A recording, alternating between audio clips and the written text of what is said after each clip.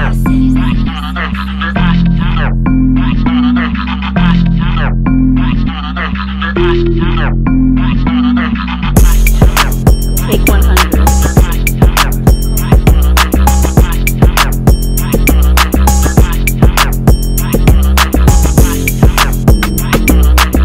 What up, everyone? It is Shereen Simon from blackprint.com, and we are filming another episode of Voices and Vibes. And I am sitting here with the beautiful Annick Silencieux.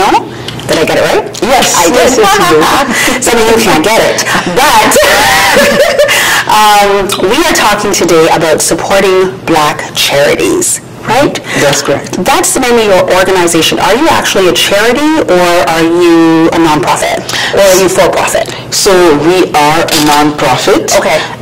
I did choose the name Support Black Charities just because for branding it was a lot easier and it's more catchy. Okay. And it's only in Canada that there's a difference between a charity and a non-profit. I was just going to ask you, what is the difference between a charity and a nonprofit? So the biggest difference is that for charities, they're able to give tax receipts after a donation. Okay. Non-profits can't. Okay, and so in the U.S. they can...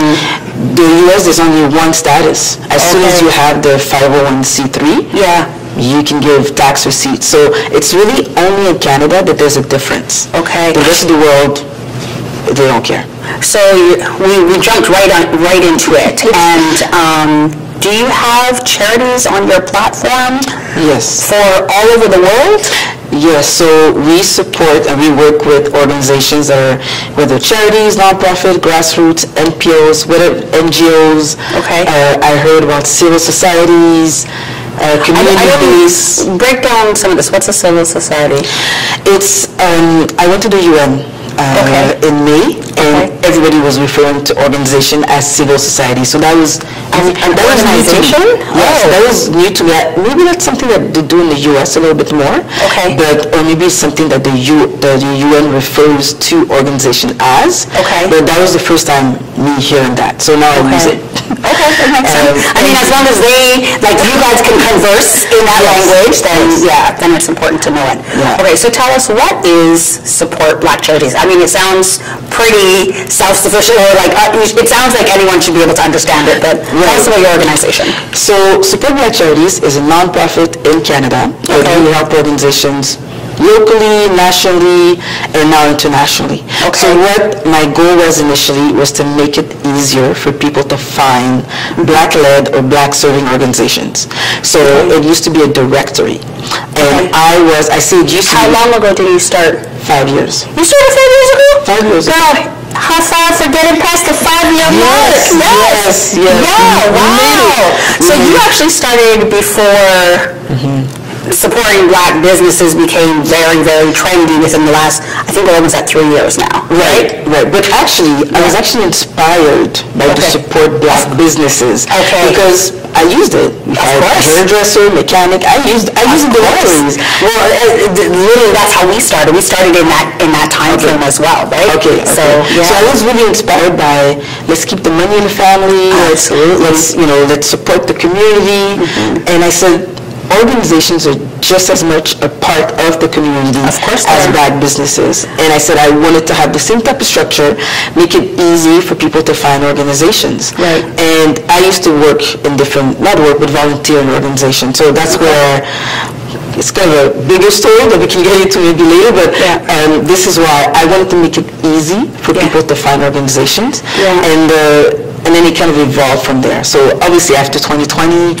Well, hold on. So how many charities do you have? Charities and nonprofits, or how many organizations? I'm just going to say that to encompass everything. But how many organizations do you have on your platform? Right now, about 130. Okay. In 20 countries around the world. Representing 20 countries around the world. That's a lot of work. Is your team a big team, or...? It's getting bigger. Okay. It's getting bigger. As of... That's a win. We'll celebrate that. That's a win. Absolutely. As of, I would actually say this week and this month, we are focusing on reintroducing the organization. Okay. Because we've added pieces, we've added people, we've added partners. Okay. We're doing a lot more. We're not just a directory anymore. Good. And it's all about trying to really answer what does support means to you. Well, this is what I'm going to ask you because, well, one, we most people will know about the bigger charities, those bigger organizations, regardless on where you live.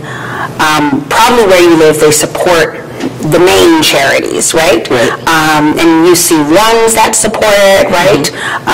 There's always walks, like there's activities that happen around it, right? So I think we met almost a year ago. I think December will make a year when we met. And I don't even know about a lot of Black charities, and I think a lot of people may not know about a lot of Black charities. That is my challenge. Meaning my challenge in a good way. Meaning of course, for you, yes. Meaning this is what I'm trying to change. I'm trying to make it more mainstream, cool, commercial, that we know organizations, we know what they do, and we want to support them. What kind of Black charities are on your platform? So there's 10 categories, from anywhere from entrepreneurship, education, women, homelessness. There's entrepreneurship charities? Yes, ACBN is one. Oh, I know ACBN. I know Ryan. Exactly, they're a charity. BBP is one. Oh, okay. It's business, it's entrepreneurship. Okay. So you know some, but you... But I actually didn't make the connection that they're a charity. So, or a non-profit. Let's just say organization. Okay, organization. Well, no, I don't want to just... Okay, so we'll say it, but you are called Support Black Charities. Yes. So, and this was actually a little problem at the beginning. So now in all the documentation on the mission, everywhere I can, you'll see, including charities, nonprofit, grassroots, NPOs, NGOs. What was the problem in the beginning? Sorry. It's because in Canada, was to approach an organization and ask them to be listed on a directory. If they weren't a charity, they said, oh, we're not a charity. So I have to say that the branding, it's better now. But it's more open. It's more open.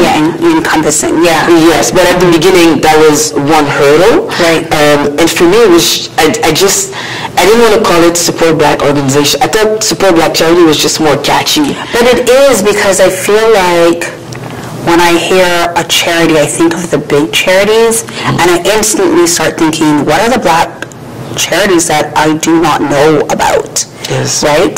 Especially, I live here. It doesn't even matter where I live. I'm sure we have an audience in the U.S. as well. Like, do they know about the Black charities within their community? And you just started by saying, like, it is a part of the Support Black businesses, of course, but this is like, it's just the other avenue of helping our community in a different way. Absolutely. And I always go back to the ecosystem. The Black ecosystem. For me, it's the community, Black organizations, and Black businesses. There are three pillars to the Black ecosystem. Say them again, sorry. So it's the community, the Black community, then the businesses, and the organizations. So when you put these three and they work well together, this is the Black ecosystem. You are absolutely right. It's the community, the businesses, and the organizations. Look at you with your three pillars. You are absolutely correct. So sometimes I take the conversations a little bit further by saying, I want to support the Black ecosystem. And I'm doing it through organizations. That's an interesting one, and I feel like that is something that we should be discussing on a broader lens, and I don't know if it's being discussed in rooms, And I will say that the organizations, some of them are more known than the charities, right? Like, as soon as you said ACBN, of course I know them. They're out here. I feel like the organizations are doing a great job within Canada that I can see within Toronto. At least I can speak for Toronto.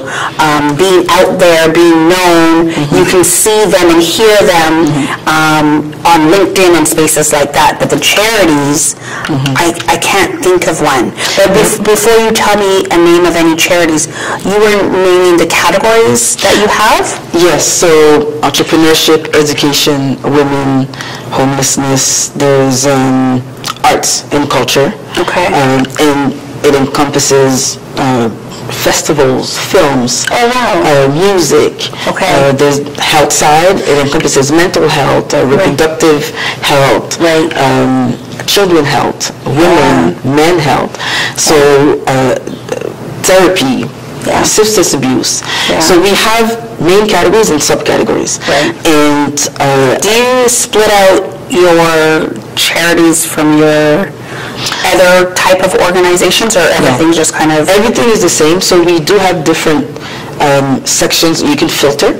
So if you just wanted to find out who the charities, which organizations had the charitable status, that were charities, you could. We do have different drop down that you can use to be able to find those. And that was the goal, is to make it in a way that, depending on what people, their hobbies, where they live, because it's also by location, by current need, and by social impact. Is it hard to find, has it been hard to find charities?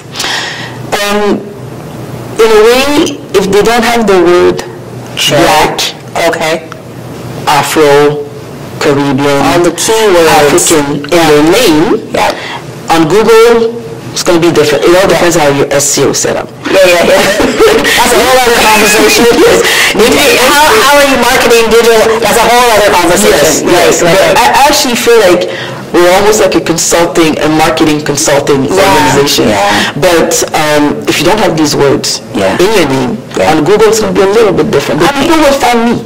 And then you can find them on our directory. So that's kind of the appeal that we want to have to the public.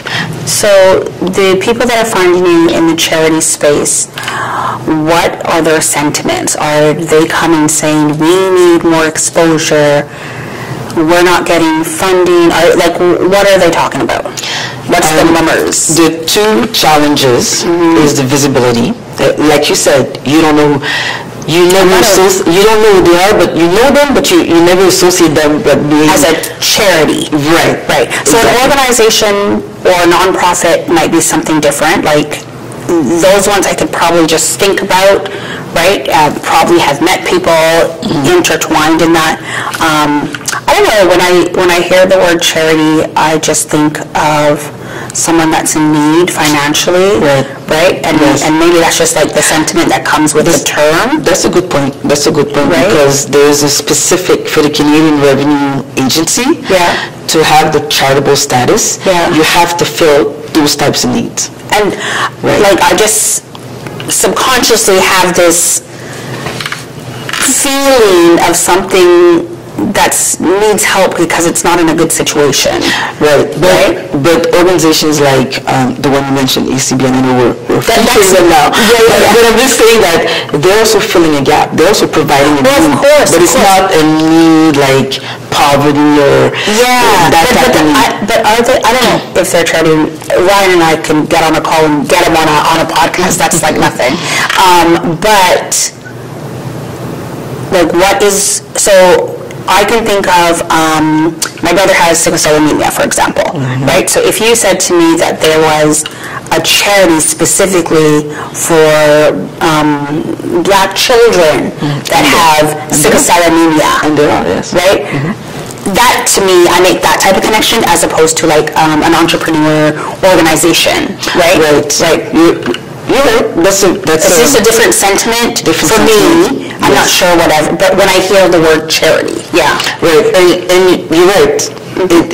That sentiment is a need, health related most of the time, probably or something like this. But the charitable status, to be called a charity in Canada, you have to be registered a little bit differently, and you're able to give tax receipts. Okay. So there's two little components there, or two components there, that qualify you for that terminology. Exactly, but I usually try to refer to avoid the confusion. I just say it's a Black organization. And for me, a Black organization, it's solving an issue, a challenge. So all the organizations, which all of them, that's what they're standing up for. Exactly. Especially in the Black community, I would say I would put them in three categories. Some that are addressing systemic racism directly, some are bridging the gap, and some are just elevating. It's not about racism, it's not about bridging the gap. Everything's about racism. You would think so, but for example, a film festival. It's not specifically about, it's just showing another side of the culture. It's elevating the culture. It depends on the context that we're speaking about, but racism is embedded in absolutely everything. It is. So, and even the tagline of Support Black Charities is, Support Black Charities, elevate our community. Right? For me, this is where I'm taking it. Right. So a lot of people have asked me, so are you an activist? I said, I'm an advocate. I don't think I'm an activist. I'm going to leave Black Lives Matter be the activist. Right? They are in there. What's the difference between an advocate? For me, activist is you in the trenches protesting. This advocate is just I find I help organizations get to certain levels. I policies. I create programs to help them.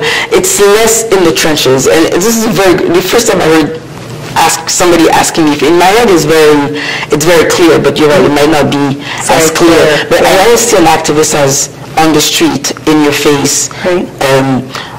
Really wants to take it's almost like the voice. The voice, yes, and I see it's a little bit more vocal, as opposed to me. I'd like to do it through my work. I mean, both is work, but both is work in its own way. Right. But okay, so when you talk about being an advocate for these charities and elevating them, right? Tell me, because you were talking about what they need. So how are you helping them with what they need? You just mentioned policies, which is quite interesting. Is it, what does that mean? What does that entail? I would say, there's a big research that happened in 2020 when they showed that Black organizations are receiving 0.7 cents. Damn. For whole philanthropy in Canada. 0.7 cents. That's 0.07. Yes. That's like nothing. So that's nothing. When you talk about for every dollar given for philanthropy in Canada, 0.7 cents. So it's do better, Canada. It's not a lot, right? So do better. These are the things that. So why do we think that they're not getting more money? Is it because they're not known? Is it because they don't know where to apply for this money? Thinking about a cleanse? Let's get into some benefits of dandelion root tea. It's great for supporting liver health, detoxifying, and improving its function.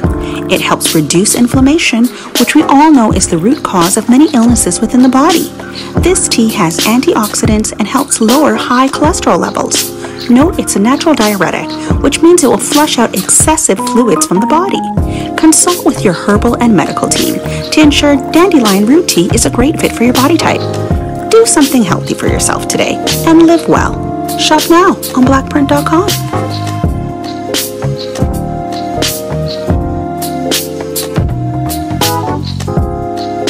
We're not talking businesses right now, right? We're talking about charitable organizations. Yes. So I have two different answers for this. Sure. There's two sides for me for philanthropy. Okay. There is the philanthropic organizations and then the organizations themselves. So I feel like I'll speak to one side. The philanthropic organizations, and this is something that I've learned through going to different workshops and so on.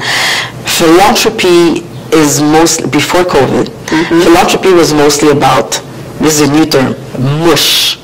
C'est quoi ça, mush? Don't respond in French. That's what I'll always say. C'est quoi ça?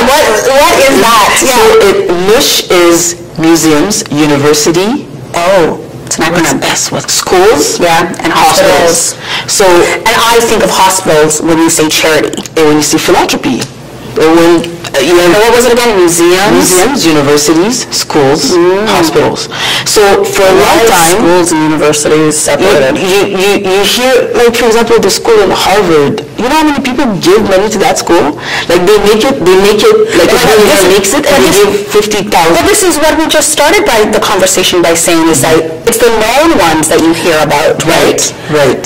Okay. So I think before COVID, it was mostly to get the big donations in terms of philanthropy. It was a lot the mush. But now after COVID, it's going to the community-based organization. The organizations in the community.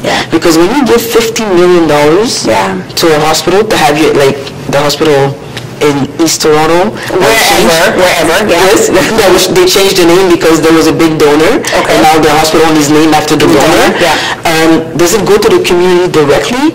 It does in a sense. I'm not saying that it doesn't. Yeah, doesn't it go into like research and... It doesn't. It goes into research and goes into, they get a brand new wing, they get it. There's the overhead, but I think after COVID, there's been a switch where now it's going a little less to these. They still need it, but it's going a little less, and the focus has been more to the community base. And a lot of the Black organizations are community based. So tell me about some of the charities that are out there within our community that you can think of on the spot.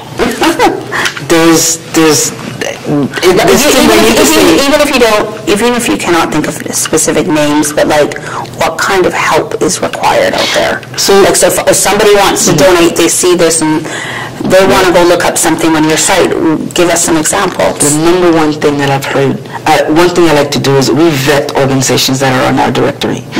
And in the vetting process, I want to speak to them. Absolutely. I have that one-on-one. The number one thing I vet, we need Black volunteers.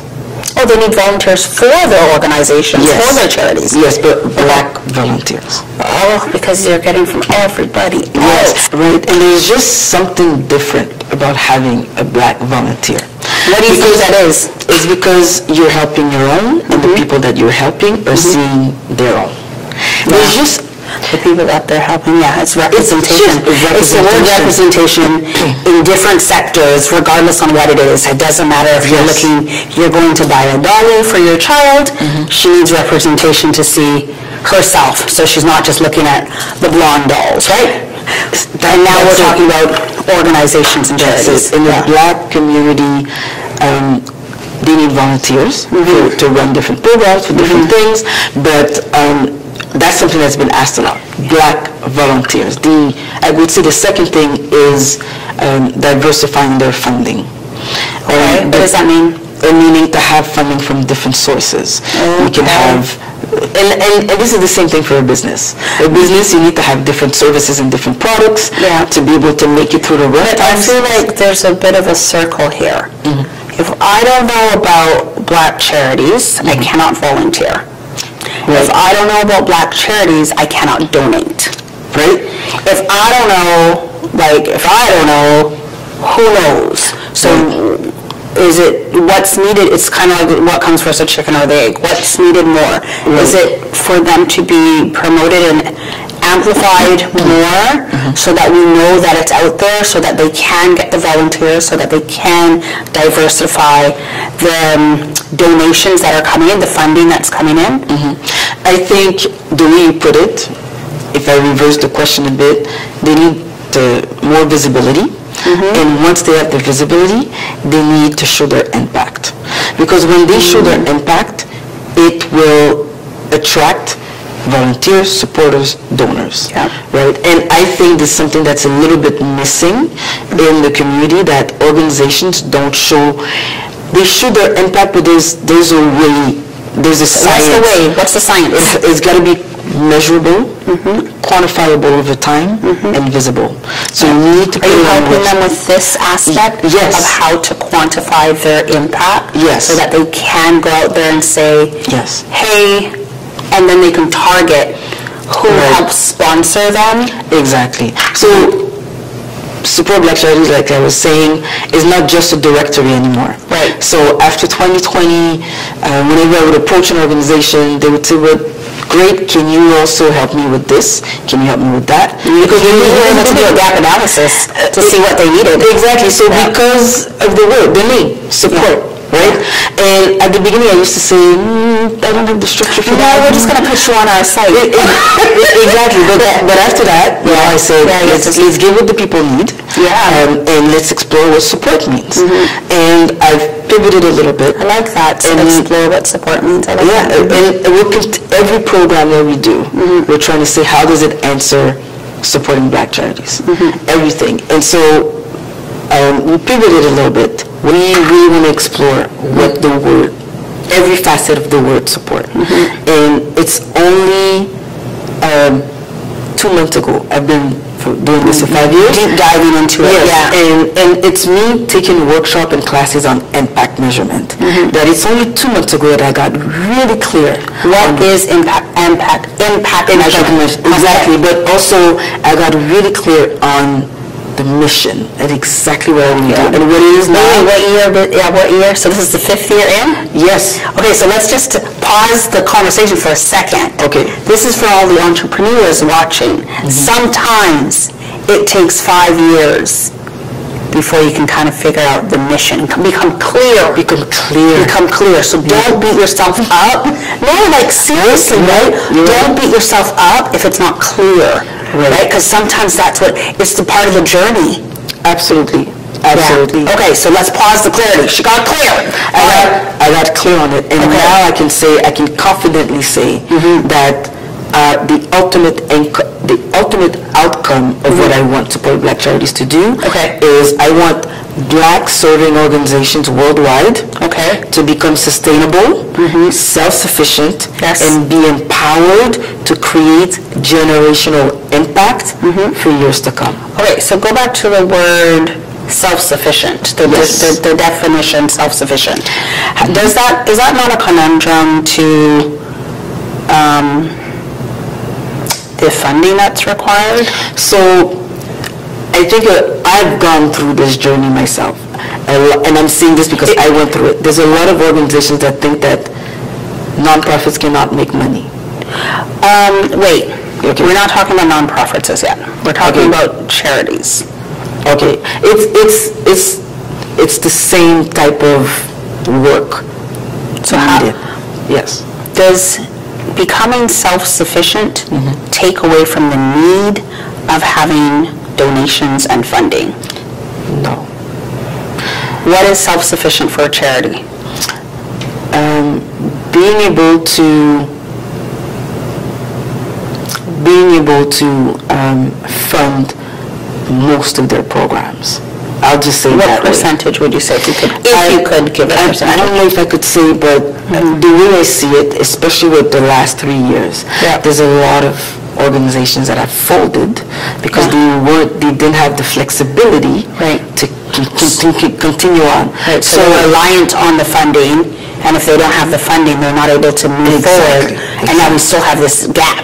Exactly. So what I've seen too is that some organizations, if they didn't get certain funding or there's certain things that they weren't able to do anymore. Give me some examples. So in-person meetings during COVID at the beginning for a year and a half. Right. You had basketball leagues. I know my son played ball during and son played ball during that time. Exactly. Yeah. So if the self-sufficient is such a big conversation because it's about, for me I see it as having diversifying your source of funding, so when you do have something happening, you're flexible to be able to still do something else. So, and in this way, you can survive. So what are some levers that can be pulled to become self-sufficient? Because as soon as you talk about like a basketball league, like that's, to me, I look at that as a nonprofit or like that type of organization. I'm very, very familiar. I've been a basketball mom for many, many years. But that's why I keep stressing, I keep pulling you over here to charities, right? Because I might look at it differently. I see that. I could see a sports organization pairing with a particular company for funding, for sponsorship for maybe water or sports drinks and things like that. So that would be one way for them to get that type of donation to their organization. I can see a sports company of any type sports partnering with somebody like a print company for their jerseys, their uniforms and things like that. So I can easily kind of conceptualize how they can ease off the need for some funding and become sufficient so that their programs can continue running. But when I look at things as, let's pull you back over to the right when it comes to charities, one, I still cannot think of a charity. I think illness right away, right, of any sorts, and then how do they become self-sufficient? So I kind of want to bring you back on this side. Yeah, sure. So charities, the big ones that have a big budget, they have paid programs. and they have... Who's paying for them? The public. Okay. I'll tell you, there's, without putting... You don't have to call it any names. Yeah, there's organizations that I know in Toronto that have a daycare. Okay. Right? Okay. Or there's another organization that I know that has a little cafe. Oh, okay. Oh, so they can build, it's almost like building another business. Social enterprise. Sabina, easy. Girl, that's like key word. Because nowadays, okay, so now if you say that, Yes. There's many ways. So when you say social enterprise, because now I can think of some right off the bat, and when you say social enterprise, that is such a buzzword when it comes to grants, because you'll see that grants are available from a business standpoint for, you need to meet certain requirements, and sometimes it's, you need to be a social enterprise, right? Right. So, okay, I can see that. Okay, so but that might be grant-wise, or I like the idea of the company building some sort of social enterprise. What else? What else we got going on? There's one that has a radio station. Interesting. So how would so they can get sponsorship for their listening? Like, so are they getting... Their charity and their social enterprise is the radio station. So parts of the revenue from the radio station goes into the charity. So it's about taking a percentage of the revenue that comes in. Yes. But you just need to make sure you have a way of the revenue coming in. Yes, exactly. There's, I was just speaking to somebody yesterday who wants to start a nonprofit, and he was asking me about how I said the word diversify your funding. He was like, what is that? And he's in the sports sector. So I said, we're going to run a clinic. You want sports clinic? It doesn't have to be for the kids that you're working with. You could open it to the neighborhood, right? And a lot of them will do that. For example, there was for children. I brought my nephew. It's an organization, a nonprofit, and for 3 to 5 year olds, it was $20 a session. You bring them to play basketball. Okay. That's one way to pay. The thing about nonprofits is it's a mindset change. We think that they only run on donations, and the organizations think that they can't make money. I think we need to change a little bit that mindset, because there are ways to make money. There's some organizations that now partner with schools. Start your morning with a delicious, gentle, natural cleanse. Encourage movement, release gas, and remove toxins as you revive your body for the day. Looking to release water weight and kickstart a healthier journey? Try botanically blended Gentle Ease Digestive Tea. Shop now on blackprint.com. We run a program in a school. Right? So this is just a little bit, but I can go on forever telling you the ideas that are out there already, or ideas that I've told people, or ideas that support them. Exactly. But it's a different mindset. They just change from the way that I can only survive by donation. No, there's a way to monetize what you do, and there's a way to subsidize maybe. You're not going to pay the part of it is funded, but there's also there's a way, events, workshops. These are always, I'm sure you've paid for certain for organizations, you probably went to a workshop and you have to pay. That's a way for them to make money. I think you're right. I think it is a mindset change that people won't really think about, right? Because again, you see me struggling right here, right, between the nonprofit and the charity mindset, but really some of the same activities that you do either in a business or in a nonprofit, you can apply it to a charity, and then I guess it's just how you disperse that funding, right? Yes. Okay, so in my world, I treat charities and nonprofits the same. That's why. So I couldn't figure it out. I'm actually glad to hear that side. It's actually something I'm like, maybe we should address that. It's something that people don't know. And like I said, this is the challenge. I want to let people know about charities, about what they do, they exist, and how you can support them. And I know what was the question I started talking about, but I was saying that we're not just a directory anymore.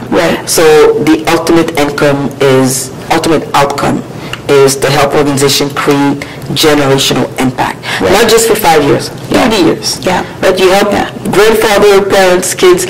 This is how we can really change the Black ecosystem. When we have those strong organizations that are there for a long time and can have an impact sustainable for a long time. So I would imagine, and you correct me if I'm wrong, does this mean one of the ways for generational impact to happen means that a lot of partnerships have to be instrumental? Absolutely.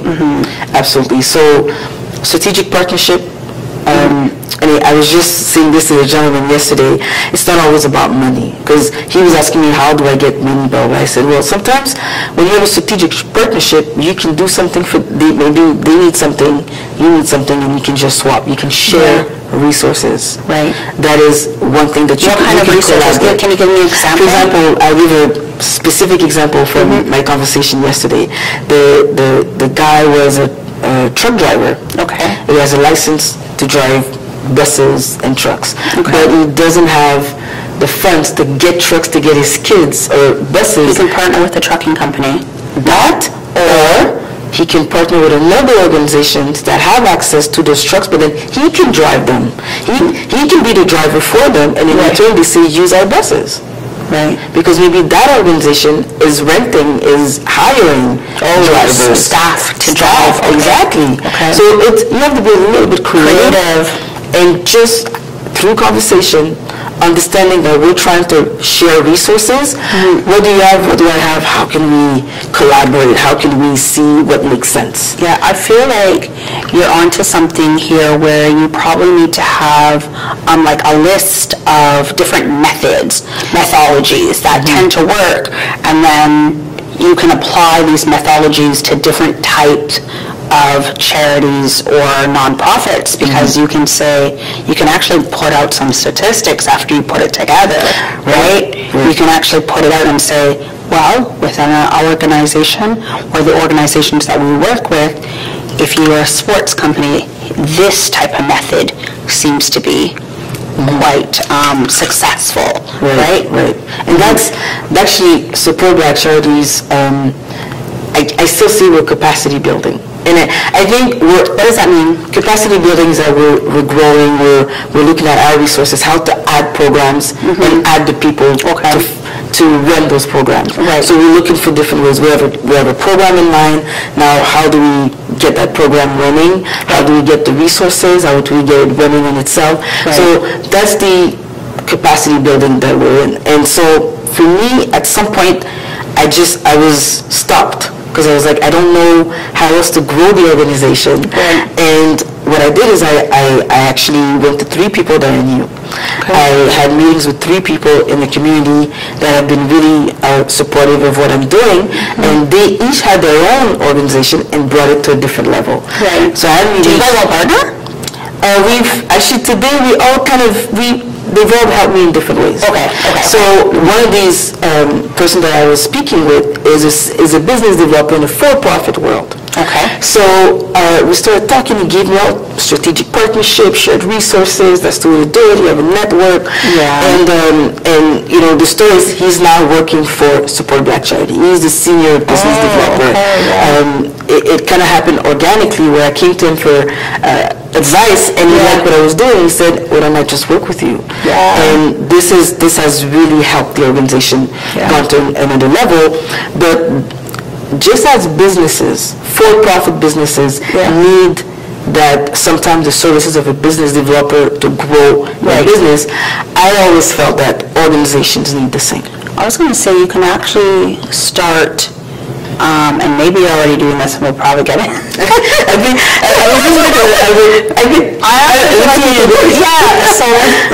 Because I don't want to lose my train of thought, but like, I feel like you could start a whole other section of your site where you intake resources, because there's going to be a lot of people that work in the for-profit industry that will want to contribute, right? And they can offer different skill sets. And you do see this with tons of different other non-profit organizations, right? But I feel like it's almost like you'll have a bucket list of people that can help out when I want to. Yes, 2 things we're doing on that front. Again, we're always trying to find out what does support mean. How do we keep supporting? So one thing that we did is, after I started working with the business developer, and it's something that I wanted to do for a long time, I just didn't know how. I'm the ideas person. I have ideas for everything, but sometimes I didn't have the execution. Right. Because the next steps to do things. Yeah. So this is how a business developer can help you in your organization. Yeah. We developed a business development assessment for nonprofits. So it's an online tool where organizations go in and they is that part of the intake? Yes, that's exactly an intake where their beneficiaries, what type of programs do they have, their weakness, their strength, what do you have? Do you have staff? Do you have this? So questions for us to understand what type of organizations, and we always ask them, where do you want to go? Right. Do some of them not know where they want to go, I'd imagine? Yeah, some people don't. I wasn't sure exactly. Yeah. Actually, I knew where I was going to go. I didn't know how. Yeah. Right. So this tool, from that, what we decided to do is, when they fill out the assessment, we give them a report. Okay. We have a scoring on different, on the finances, on the governance, on different things. So we give them kind of a scoring. The scoring is for them and for us, because in a year from now, we want to see your impact for them. How you help them. How the scoring gets up and down. So it's almost helping you quantify and justify. Exactly. Right. Got you. It's for us, but it's also for them as well. We want to get people to a point where they know more than they knew before. Yeah. And I always use myself as an example. I've said before that I didn't know what I didn't know. Yeah. We want to know the impact of our work. Right. So in a year from now, so that's the first thing we do. They get the report. Yes. Then based on where they want to go and where they are, we give them a list of recommendations. Okay. And based on those recommendations, we give them a list of services. So we identified 16 areas. Right. 16 kind of services that nonprofits should know about to run the nonprofit. Right.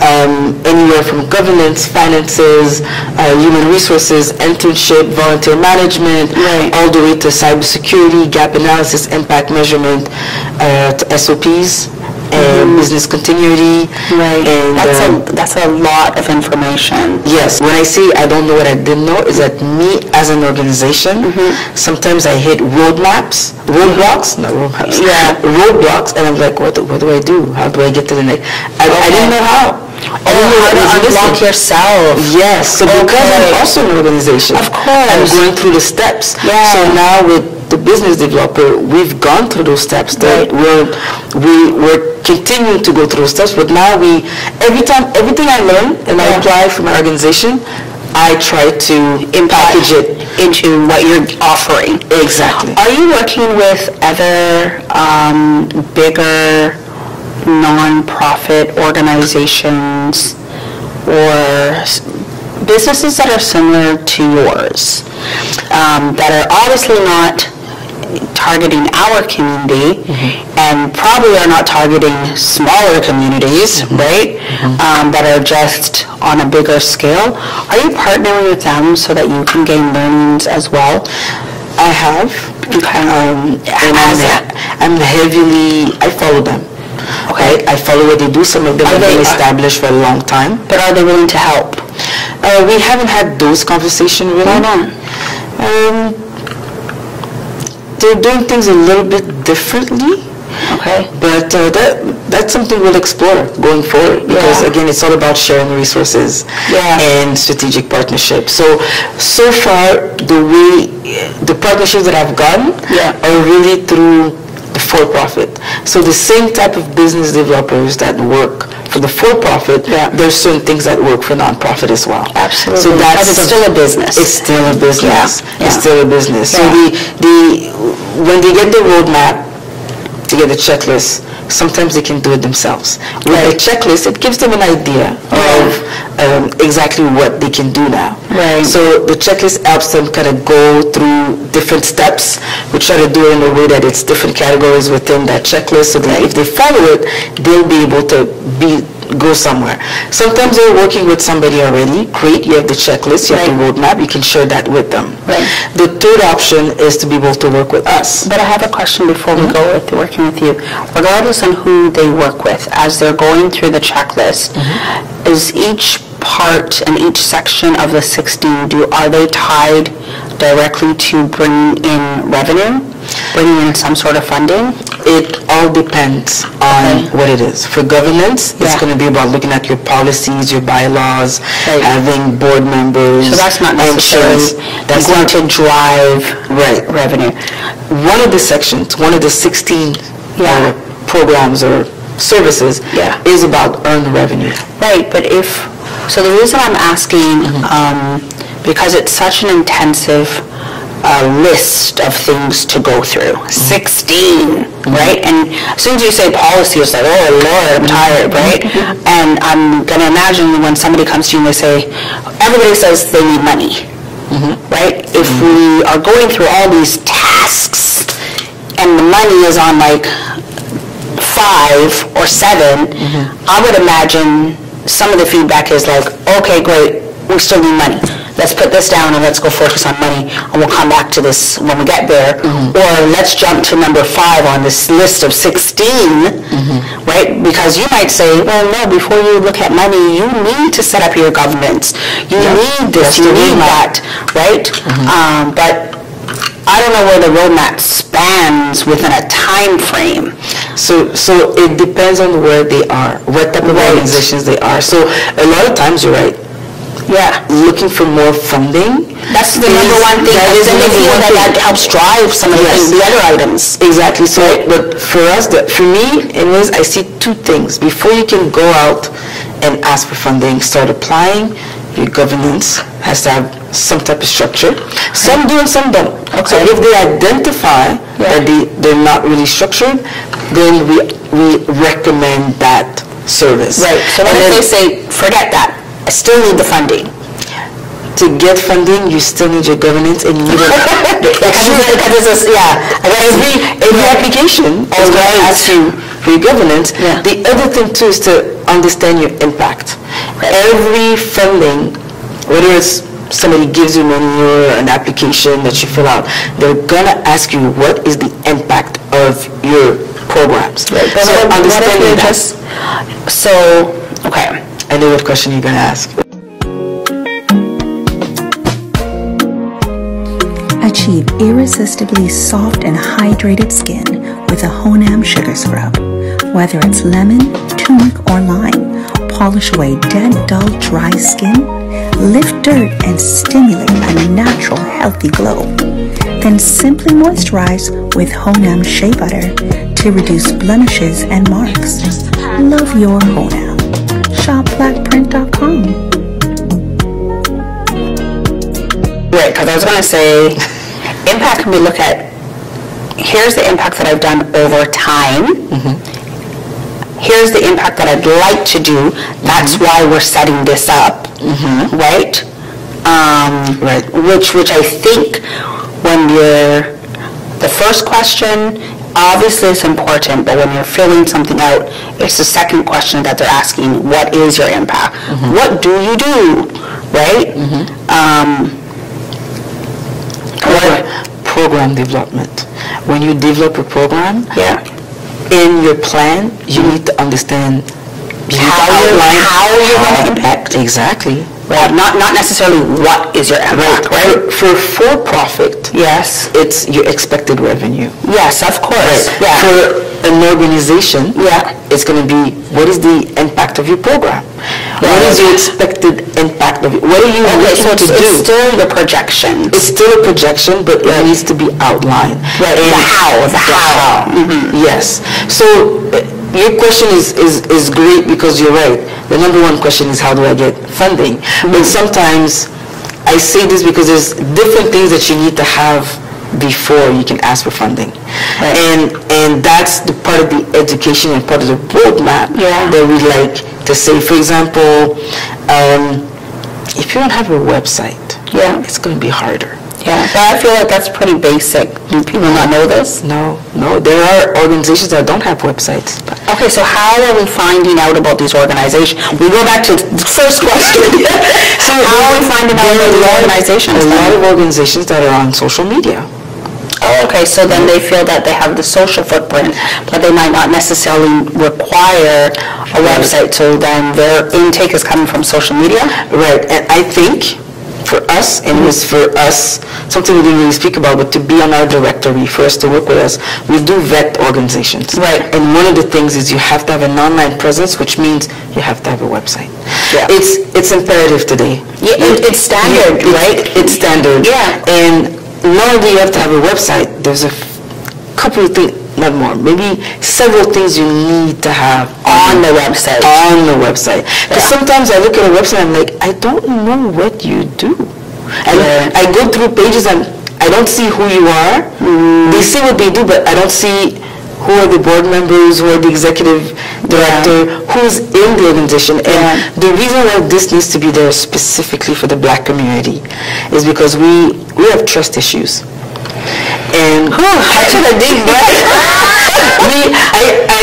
I'm seeing it. Yeah, we have trust issues, and part of the trust issues is you have to show your face. Who's working in this organization? How many people do you have? Transparency is important. Oh, sorry. So I was going to say, why do we have to show our face when you can go to other organizations and there is no face of the brand? It's just... So there's one thing, I'm not talking about board of directors, because that's a given. And most places, if you go and look at a hospital website, you can see the board of directors, right? So,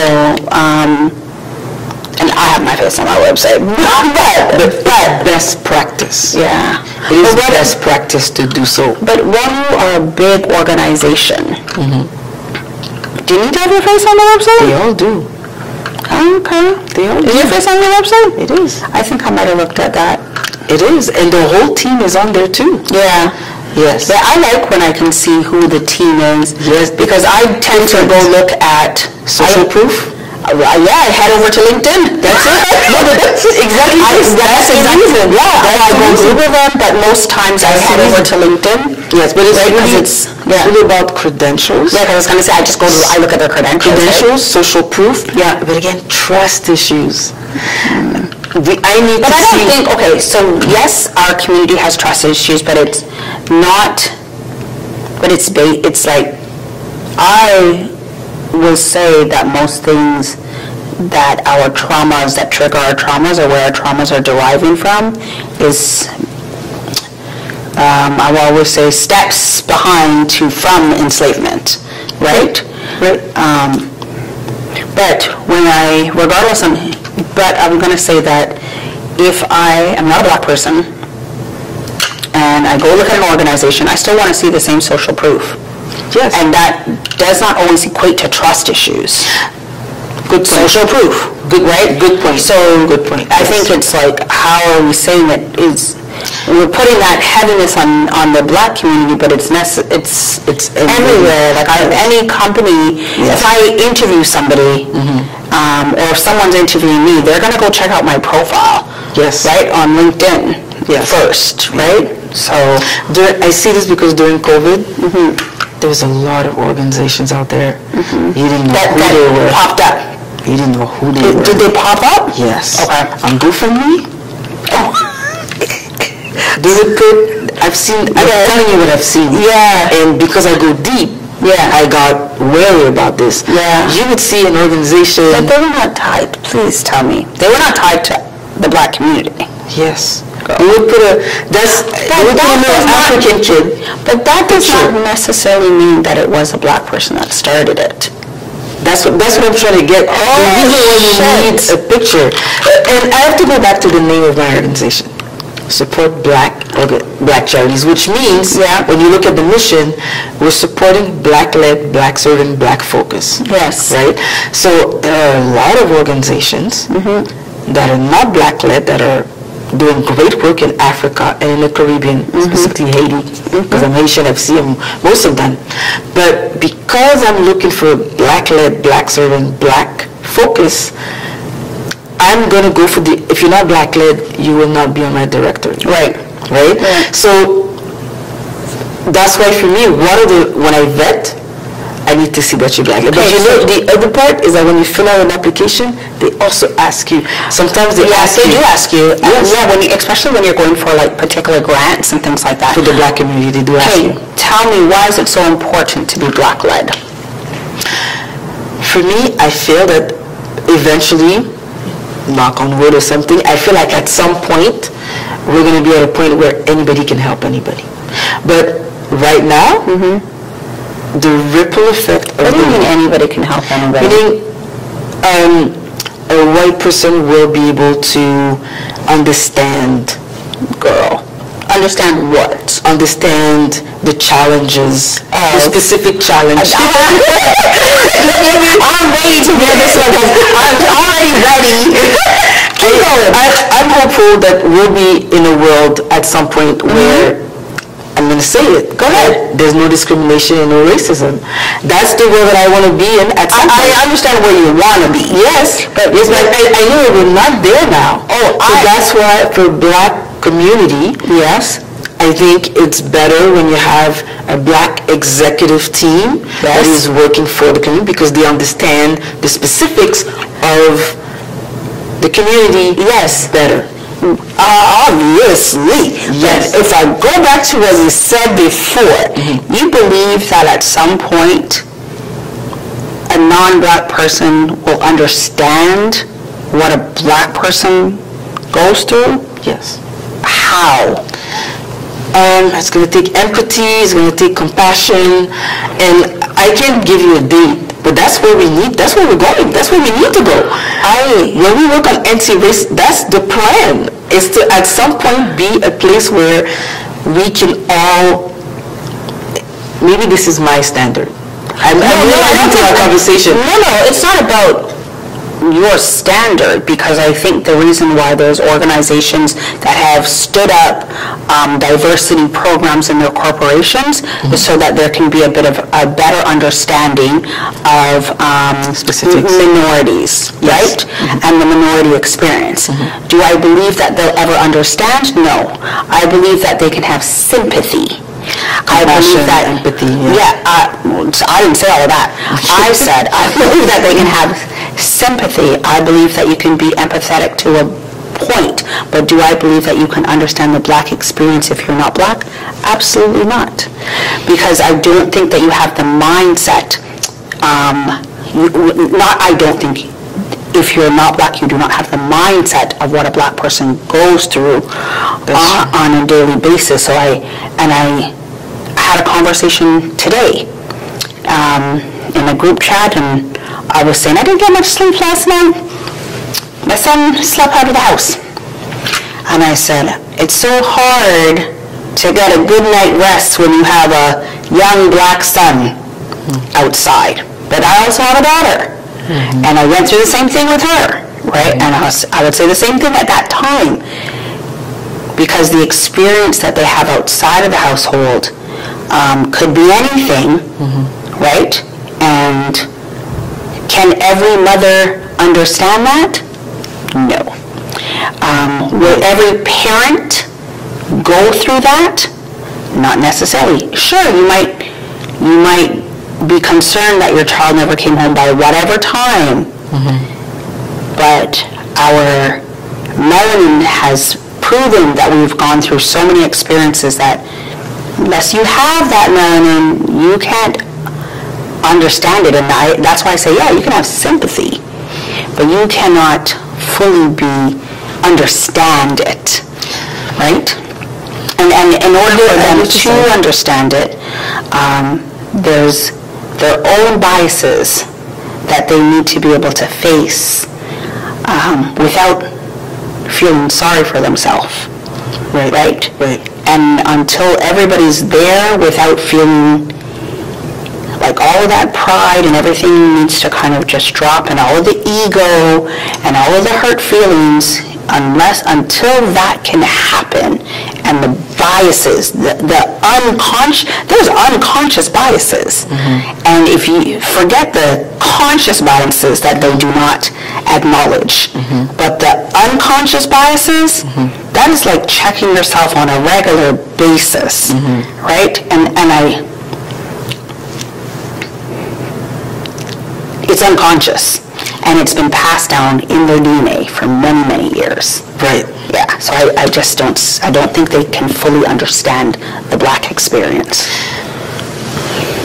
I'm there with you in the sense that today we're not there.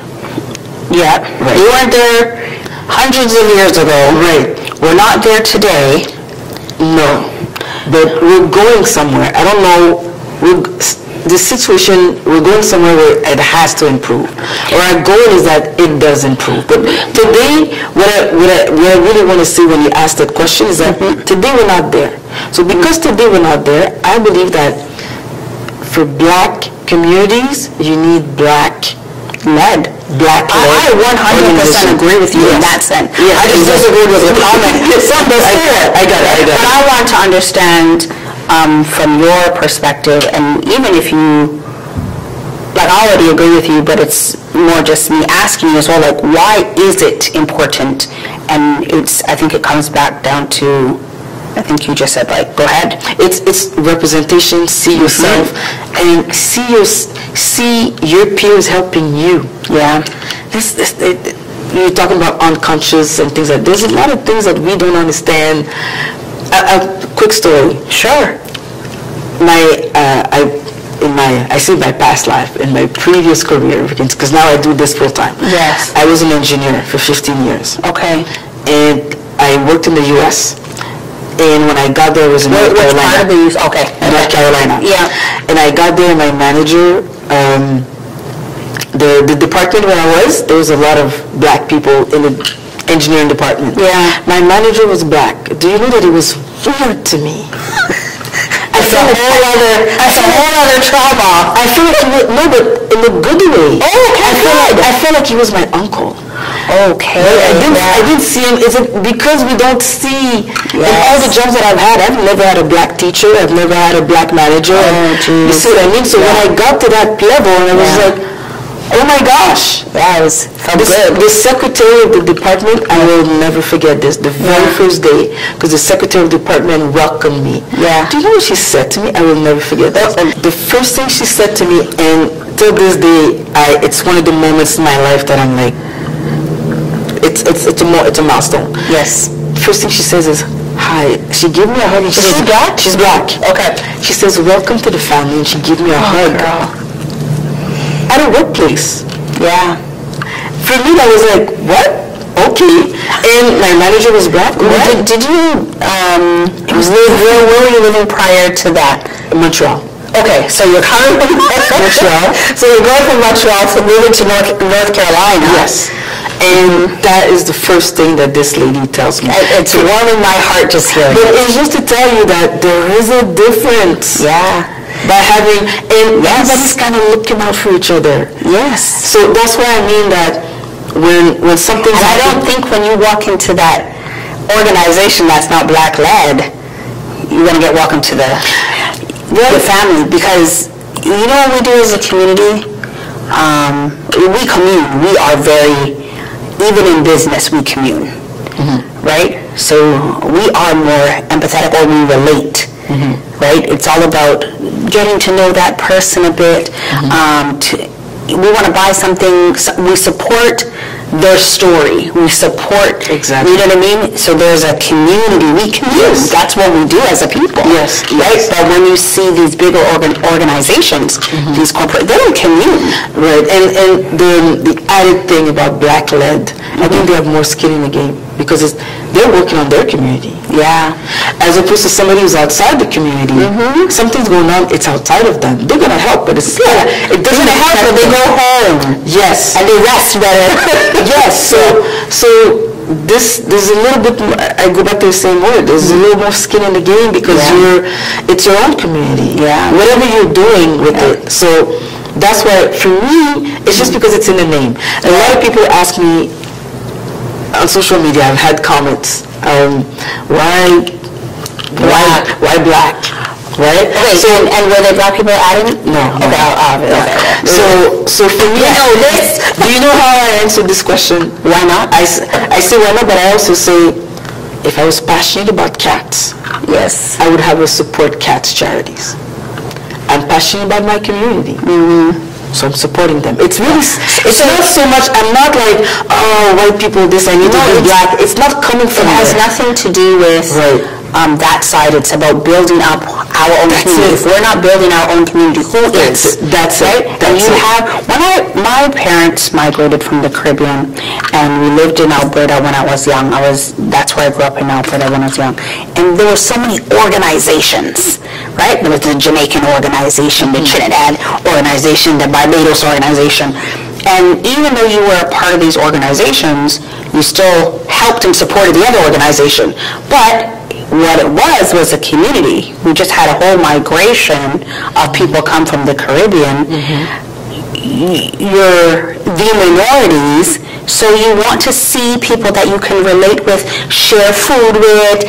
You can have dialect, right? You can understand. I spoke a couple of French words, and you're ready to speak French to me, right? So it's the communing, right? It is. So I still think that Black-led organizations are more invested in really helping their community, because it's the community that they live in. Yeah, of course. Yeah. So that's why for me I think it's important to be Black-led.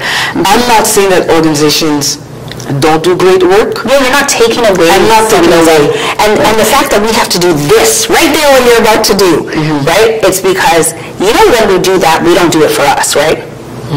We do it for them. Right. You know why we do it for them? Why do we do it for them? You mean why do we... What is the... Okay, so we're not... So you were just about to say, it's not that the other organizations don't do great work. That was never in question. Right. That was never in question. But because we're promoting our community, and we tend to get the same thing you just talked about, we tend to get questioned, why does it have to say Black? Why does it have to say Black? Why do you have to support your community? Yes, yeah. And then what we do is we say, well, hello, we want to support our community, but that doesn't mean that we won't continue to support the other community or the other organizations, and we're not taking away from it. Exactly. But we always have to proclaim that we're not. You know why we're doing that? Because we're not proclaiming for us. We're proclaiming for other people so they don't take offense. Yes. Right? Yes. Or when they're asking, like, if we have to proclaim for other organizations, they're definitely not understanding the Black experience. Like there's a miss there, right? From a thought process, right? Yes. I also want to... There's a stigma about the Black community, and I'm tired of it. And what is that? Which one? Which one? There's a stigma within and outside. The stigma outside is Black people that are drug-related, gang violence, they can't do anything about it. That's the stigma. And I'm tired of that because that's not my reality. I'm not blind to what's going on in our community. But it's going on in every community. And it's going on in other communities more than it's going on in our community. Growing up in Montreal, you know what gang problem we had? It was the Hells Angels. They're not Black. No. So anytime people associate gangs with Black, I'm like, in Montreal, the gangs were the Hells Angels. They had a whole unit in the police force. It's just for the Hells Angels. It's more than that. Like, the history shows, like, if we don't have, we do not have the power to bring the drugs in. We do not have the power to bring in the weapons. So somebody else has to bring it in, right? And infiltrate certain communities for whatever their agendas are, right? But, I'll digress from all of those conversations, which we could have a whole other time, but it's right. Like, it doesn't matter if it's in Montreal, if it's here, if it's different places of the U.S., that is where we look at, like, the institutional racism, because where is it coming from? And who has that power that you can instill these things and distribute into these areas? And, like, that's a whole other conversation. Yes, and further that, the stigma about Black organizations. I have a good friend of mine, and he says, so your organizations, he's white, and he's like, so your organizations are like AIDS, gun violence, poverty. And I was like, no, there's film festivals, there's sports, there's entrepreneurship. I did not think of any of those. So is it they still think that the Black community is at the bottom and they can only get up by this.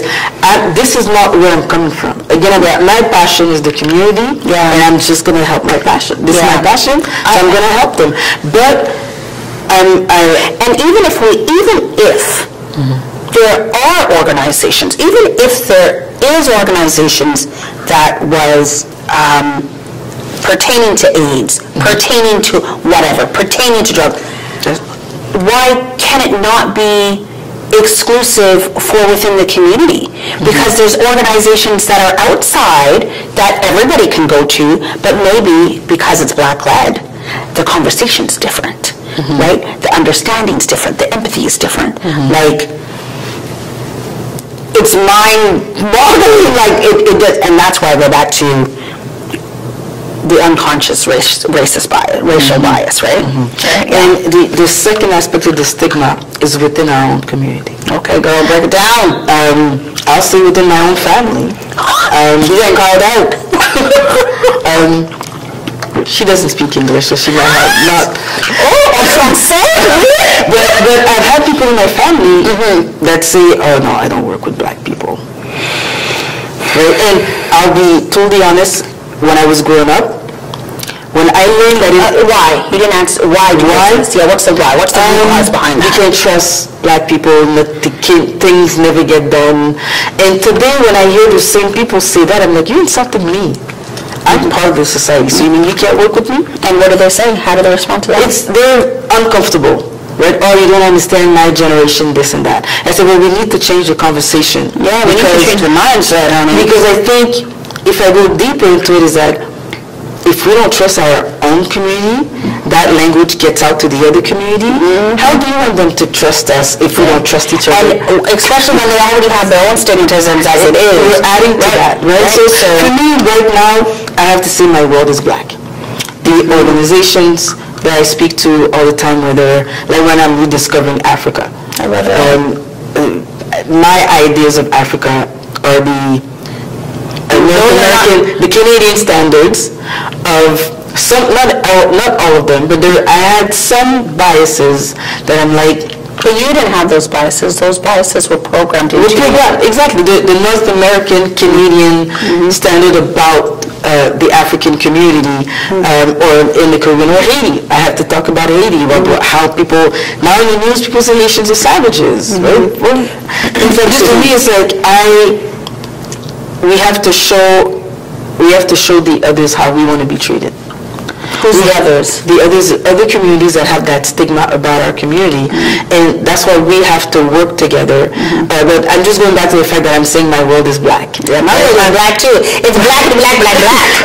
It was not to that extent, but it's because of the work that I'm doing now full time and the people that I work with, and we're building things. We're interacting, we're making contracts, we're signing agreements, we're working, and I love that story because when I was in second grade and I learned, I remember still, when I learned that people didn't like you because of the color of your skin, I understood slavery in second grade.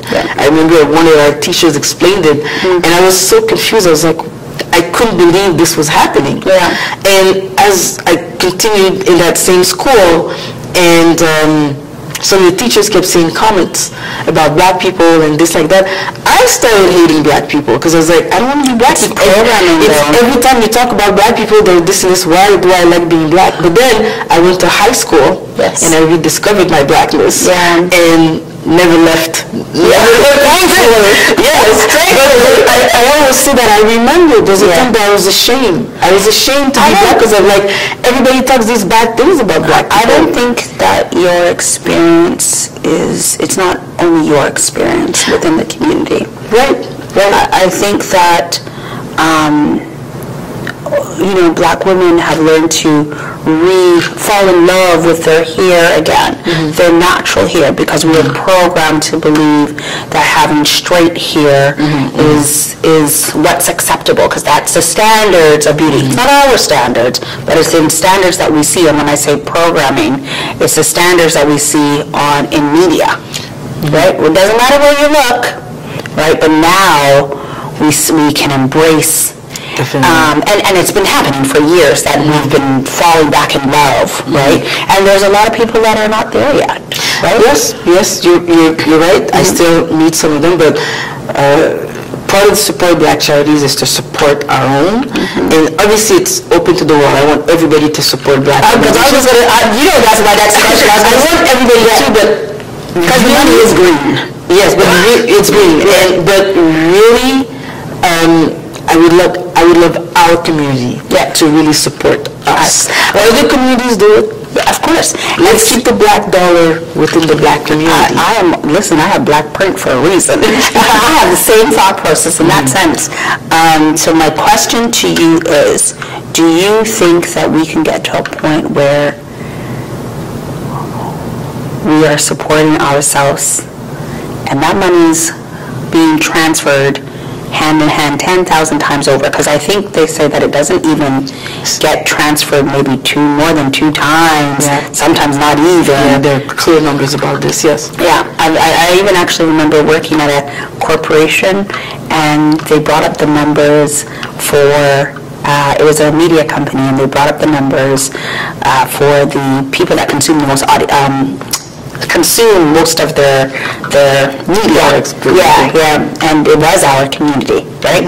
And they kind of talked about how the money gets passed around, and within the community it exits, right? So yeah, there's tons and tons of studies about that. But do you think we'll get to the point where we are able to pass that dollar hand over hand over hand over hand within our community before it exits, like 1,000 times over before it exits? I think we're almost there. I think the system is in place. Now we just got to let people know that the system is in place. What I mean by that is, I always remember my cousin in Brooklyn.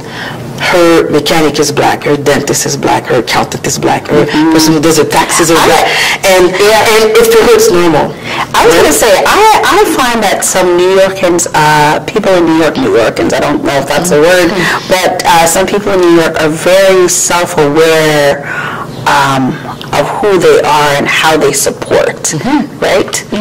And I think it's, I'll say it's a shameless plug, but support Black Charities is one of This is your opportunity to do a shameless plug. This whole interview is a shameless plug. Let's go. It's a structure, yes, to help people find other Black organizations to support. And I think sometimes people think about support, you want money.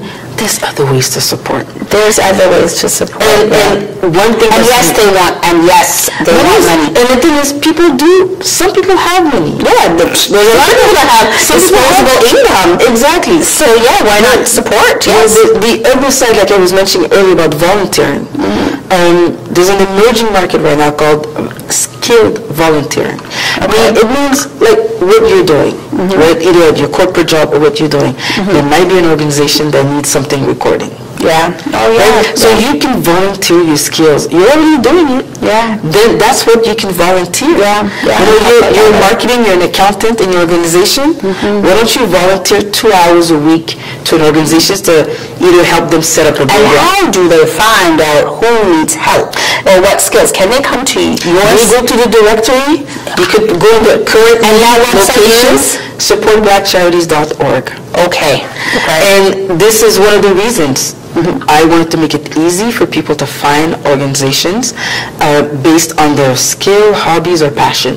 Okay. And yes, when you say support, it is donating money. It is, and there's another type of support now with social media. You know, I always say the marketing, they pay so much money for our attention. Right. They pay millions for our attention. Yeah. But when you give your attention to an organization on social media and it's just engaging with them, saying, oh, good job, I like this, ask a question, or when you like a post. We have in human behavior, you go on a page, you see one post that has 30 likes and the other one that has 5 likes. Yeah. Which one are you going first? Yeah. The 30 likes. But I have I have a question for you because we're getting to holiday. This is a great opportunity to partner with some of the charities on your site, or even partner with you, with your organization, and get that synergy so that when you purchase something from one website, a percentage of sales can go towards charity. Like, we're going into holiday season, right? Yeah. Do you facilitate that type of relation? So, like, can a company come to you if they're looking for a charity, or should they just reach out to the charity themselves? both. Okay. And we've had both happen. Okay, great. We've had people that have come to us and say, we are an organization, we have this to give. They ask for something specific. Okay. So what are they asking for? sometimes they'll say the organization has to be in Montreal, they have to be youth. Sorry, okay. Oh, so they're specifically calling out the criteria that they want. Okay. Yes, we've seen that. Okay, that's good. So the good thing about our directory and the variety that we have, we usually can find one or two organizations that meet the criteria. So then we can say, okay, these are the two organizations, and we put them in contact. And we've done this many times now. So that was organic. Okay. A lot of times during Christmas, a lot of times during Black History Month. Yeah. So let me tell you something. You can support Black companies, you can support Black businesses, you can support Black charities and nonprofits all throughout the year. Yes. Not just in February. Yes. Don't just reach out in December when you realize February is coming up. I've had that happen in the past. Do not just reach out when you hear Black something is coming up because it's trendy and now you look good. Yes. If you are going to support, be genuine and support year-round. And another shameless plug. We created, I have to say, there is Black Philanthropy Month. Right. Wasn't that just in August? Yes. Which I did not. It's not really well known. We're hoping to make it known because this is why we exist. Yes. Support Black Charities is why we exist. It's for Black philanthropy. Yeah, but don't just wait till August. Don't wait for February. Don't wait for August. Don't wait for November and December. That's 4 months. Yes. So another thing that we did, I know I was saying at the beginning, we're not just a directory. Yeah. You heard about the business development assessment. Well, we have another program that we launched for Black Philanthropy Month. Okay. So this is called the Global Black Philanthropy Initiative. Okay, what's GBPI? That's how we refer to it. So the Global Black Philanthropy Initiative is a way for us to leverage the narrative of Black Philanthropy Month. Okay. And leverage collective giving and focus giving together. What's collective giving? Collective giving is more people give to a specific area. Collectively. Okay. Focus. And I'll detail a little bit because we are noticing in our communication that it's something that we have to talk more about because we're being creative in the way we're doing it, and it's kind of a new concept. Okay. So what we're doing is we are using the UN as divided social impact into 17 categories. Yeah, because they have the categories on their website. Exactly. Right. They're called SDGs, Sustainable Development Goals. Right. So you have number 1 is no poverty, number 2 is zero hunger, number 3... If you can name all, number 3... I will be so impressed. If you can recall, you don't have to number all of them. But I'm just saying number 4 is education. Okay. There's economic growth, climate change. So they have identified 17 social impact for the world. Yes. So we are using that framework to get people to identify the impact that they want to have in the world. Okay, so that's great because once they understand that, and that is a question that you do see on a lot of grants, is like, how does your business align to one of the SDGs? Yes. SDGs, that's correct. Yeah. Exactly. So we created a separate website for this. Okay. And what's that website? global-bpi.org. Okay. So what we're doing is, there's 17 goals, 17 impact, let's say, and we've categorized all the organizations on our directory under one of these goals. Okay. So if the organizations are helping with entrepreneurship, we put them in SDG number 8, which is economic growth. Right. If they're helping for health, we put them under SDG number 3, which is good health and wellness. Right. We did that for all 130 organizations. Right. So they're all under each of the goals, and we were happy to find that we had at least one organization in all the 17 goals. Oh, wow. And That's impressive. Climate change is a little thing that the black community is getting behind, but most likely in the Caribbean and on the continent. Of course. Not so much in North America yet. Right. So, but still we have... But then there's also opportunities to create something. Exactly, exactly. And do you guys talk about that? That gap? Okay. We do, and that's what the Global Black Philanthropy Initiative is. So basically it's a way, this is how it is. You go on a website and you ask yourself, what impact do I want to have in the community? Yes. And if you say education, yes. then when you click, we have the icons of the UN. Yes. When you click on the SDG number 4, because that's the impact you want to have in the black community, yes. you have the opportunity to donate. So that the thing is, you don't, a lot of people say, I don't know who to donate. So now you can align your donations with your beliefs or just your impact. Yeah, with your impact that you want to give. Exactly. Yeah. And then the way we're doing it is that, let's say you choose education. So you click on the icon of the SDG number 4, which is education. Mm-hmm. You donate, let's say you donate, the average donation is $50. $50. So you donate $50. The thing that's interesting here is that our I guess slogan is you donate once, you impact many. So all the organizations that are on our directory under SDG number 4 education, we have 23. Yes. So there are 23 organizations across the world, Canada, US, Jamaica, Nigeria, Kenya, Haiti, and so on, that are working towards better education for the black community. That's awesome. So when you donate that $50, it goes to all these organizations. It is equally divided and goes to all the, after the platform fee. I always have to say that. After the cost is done. I just got what you were saying. Oh, yes. I mean, administration fees are administration fees, right? Yes. Yes. You can't work for free. Exactly. Yeah. So when you give that $50, you donate once. And you impact many. So you're taking the donation and splitting it across all just equally. Yes.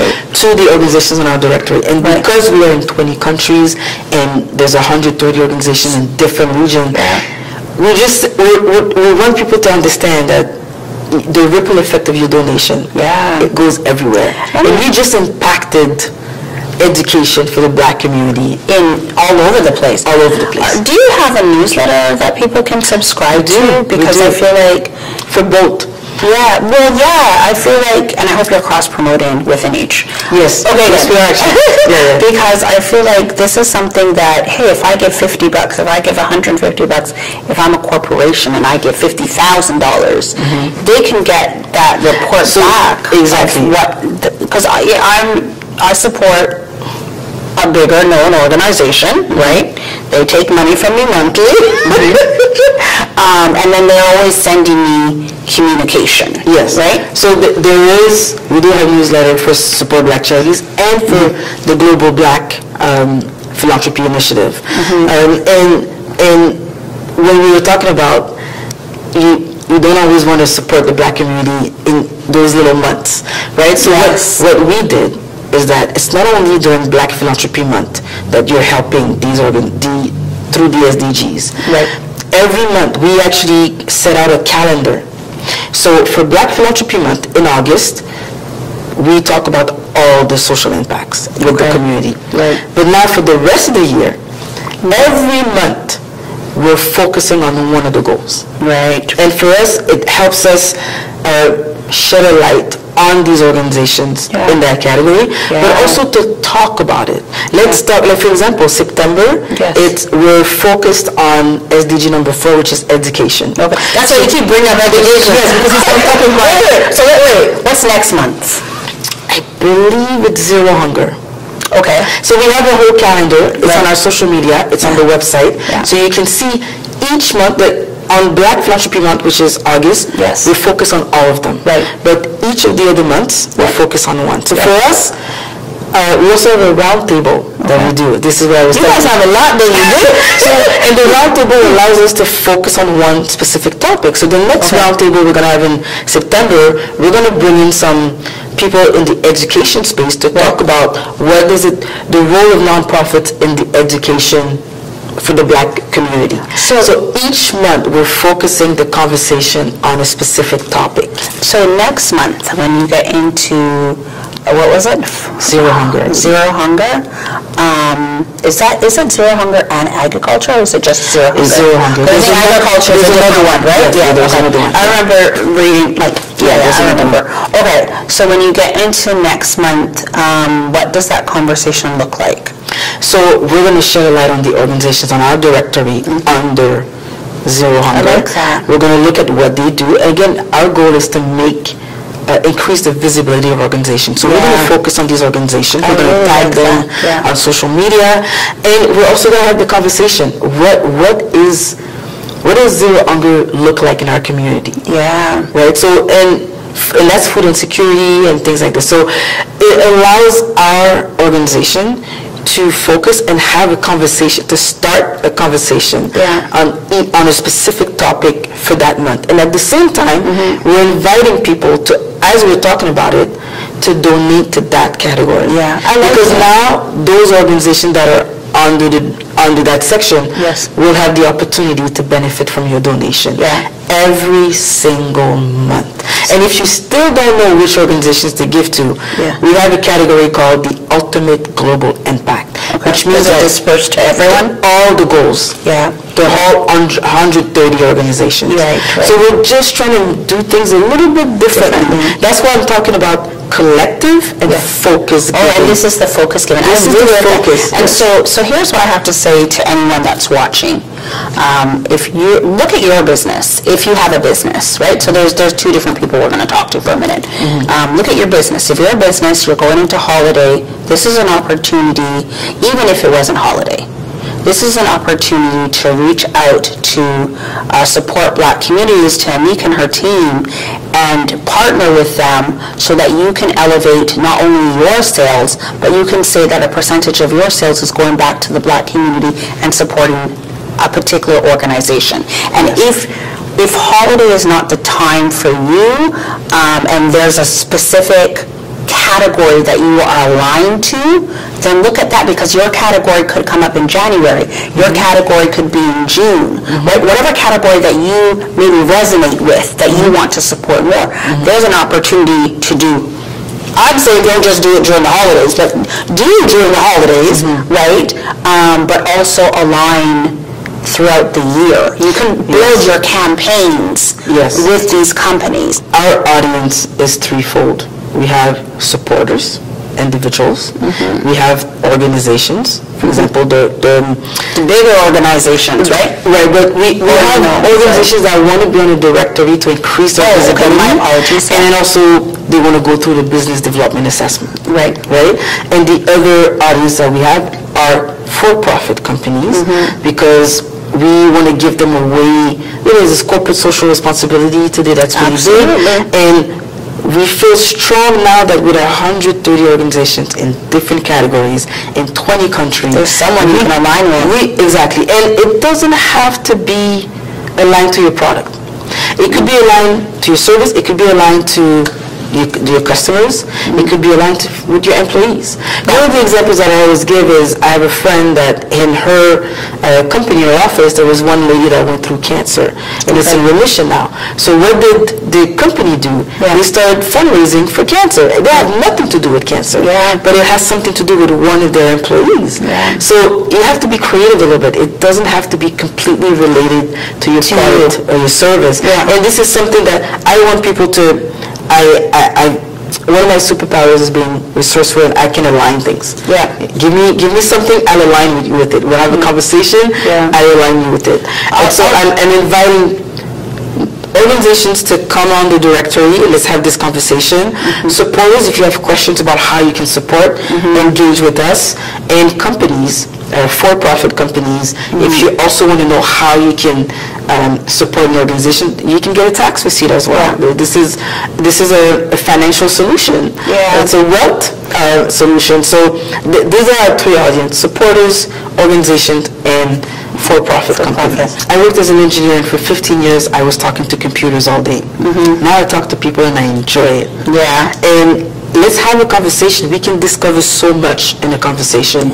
If you email us, I'm pride myself on responding to emails. Or my team can do so as well. And let's start with a conversation. Now you know what's out there, what's possible, and we can really move the needle on the amount of philanthropy that the Black community receives. And that they need. Every Black event, and we always talk about our sponsors. Why not just talk about one charity? This is for the event planners. Yes. Every time we say it's time to talk about our sponsors, we want to thank so-and-so for doing this and thank you for your help, blah, blah, blah. And by the way, we are supporting this great charity. This is the website. That is such a great idea. There's no money involved. All you need is the logo on your flyer. But you just brought awareness to one charity. I love it. There's no money involved, but you just mentioned them. And the right person is going to hear it. I love that. I love the work that I do. I have big dreams, and things like this help me fulfill my dreams, so thank you. Oh, you're welcome. Thank you again, Annick. You're welcome. This has been a great conversation. I hope and encourage everyone, as much as Annick has been, to sign up for the newsletter, visit the website, figure out who you want to support, how you want to support, reach out if you're not certain, regardless on if you are a supporter. Let's see if I can get it. If you're a supporter, if you're an organization, that would mean you're either one of the charities or the nonprofit, or if you're a for-profit. Did I get it? That's it. I was listening. I was being an active listener. Thank you again for being on Voices and Vibes, where we amplify voices, and it's always a vibe. Thank you.